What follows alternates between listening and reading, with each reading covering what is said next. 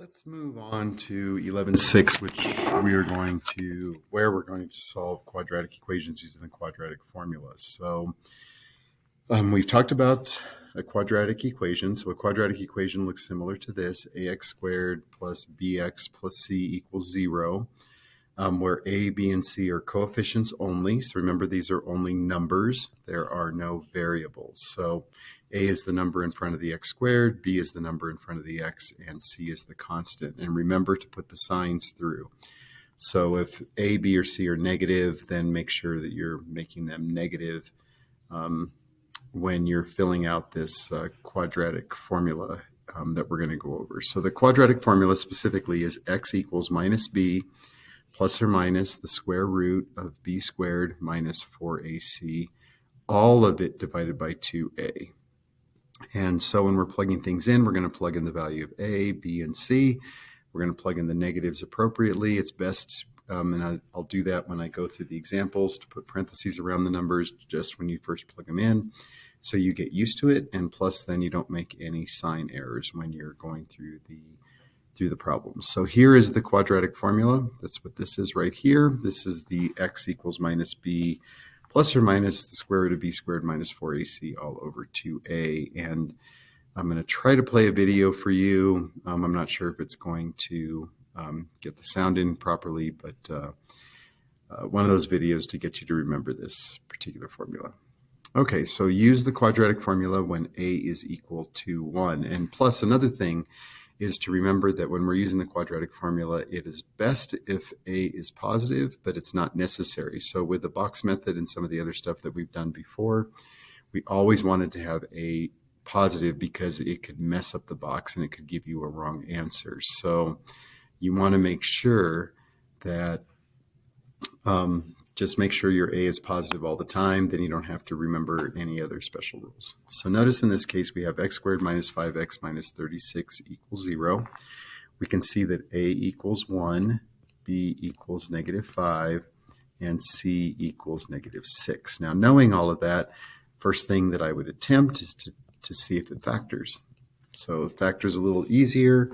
We know that c is negative. Because c is negative, that means one of them is positive, one of them is negative. Because the 5 is negative, we know our larger number is negative. So then we look at, are there any numbers that multiply to 36 that add up to negative 5? So of course we have, and remember we always put the lowest on the left, so we have 1 and 36, 2 and 18 doesn't work, 3 and 12, that doesn't work. 4 goes into 36 and 9.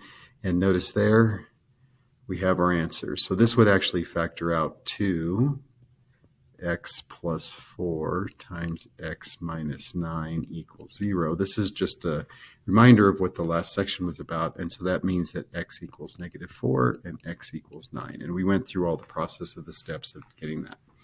So that would be our answer. Now, what I want to do is I want to show you that the quadratic formula also works for these. So remember, the quadratic formula is x equals minus b plus or minus the square root of b squared minus 4ac, all of that over 2a.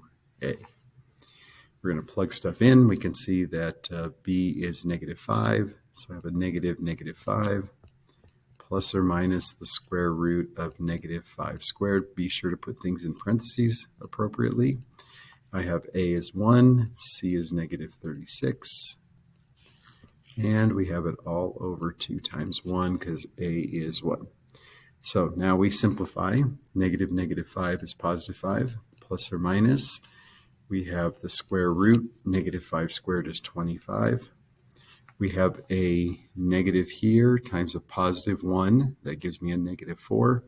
And then a negative 4 times negative 36. After multiplying these two, negative 4 times negative 36 is positive 144. And that's all over 2 times 1, which is 2. And so we have 5 plus or minus the square root of 169 all over 2. And you may or may not know it, but the square root of 169 is just 13. So this gives me two answers. Notice I have 5 plus 13 over 2 and 5 minus 13 over 2. That is 18 over 2, which is 9. And in this instance, it's negative 8 over 2, which is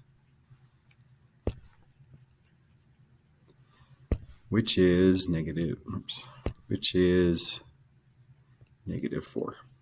So I have two answers, x equals 9 and x equals negative 4. Ta-da! X equals 9 and x equals negative 4. So notice I get the same answers even though I did the quadratic formula, which was a little bit a roundabout way of doing that particular problem. So I wanted you to see that just so that you can see how it works. Of course, some of the problems you could factor. It's like you can easily see that factoring is a little easier. Most of the problems in this problem set, however, cannot be factored, which means you have to use the quadratic formula. Okay, so that's it for the first video. The next one, we're going to do a value when a is not equal to 1.